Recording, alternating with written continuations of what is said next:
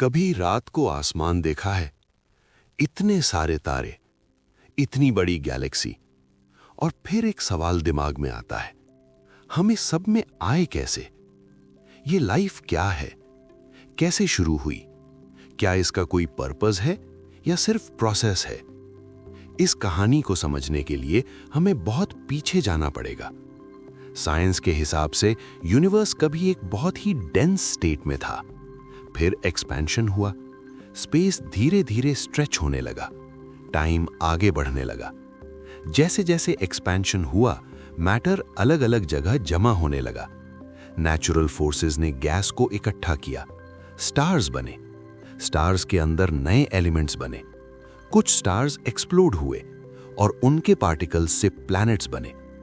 उन्हीं में से एक प्लैनेट है अर्थ।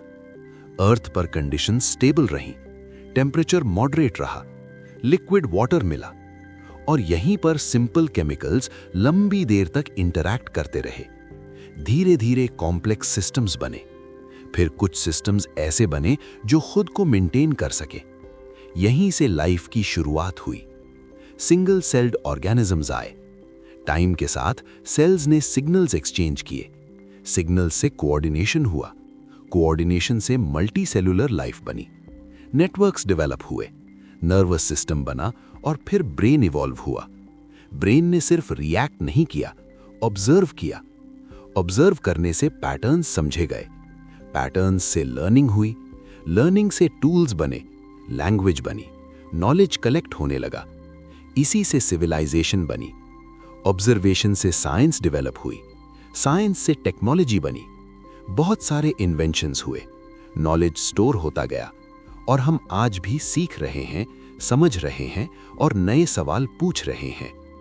इस गैलेक्सी में अरबों स्टार्स हैं, कई स्टार्स के पास प्लैनेट्स भी हैं। पॉसिबिलिटी है कि कहीं और भी लाइफ के लिए कंडीशंस बनी हों, लेकिन फिलहाल अर्थ ही हमारा घर है। अब एक सवाल नेचुरली आता है, इस डेंस स्टेट से पहले क्या था? इसका जवाब साइंस के पास अभी कंप्लीट नहीं है। रिसर्च चल रही है, अंडरस्टैंडिंग इवॉल्व हो रही है।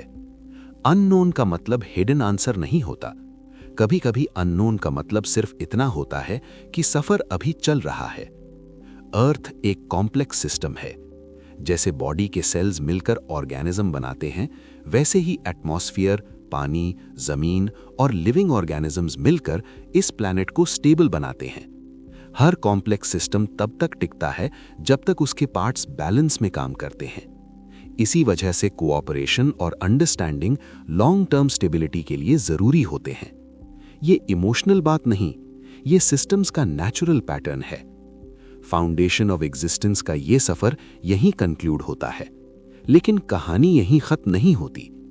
अगले सीरीज में हम एक्सप्लोर करेंगे नेचर के लॉज कैसे समझे गए, आइडियाज कैसे इवॉल्व हुए और कैसे इंसान ने समझ के जरिए दुनिया को बदलने की शुरुआत की। सफर रुकता नहीं, सिर्फ डायरेक्शन बदलता है।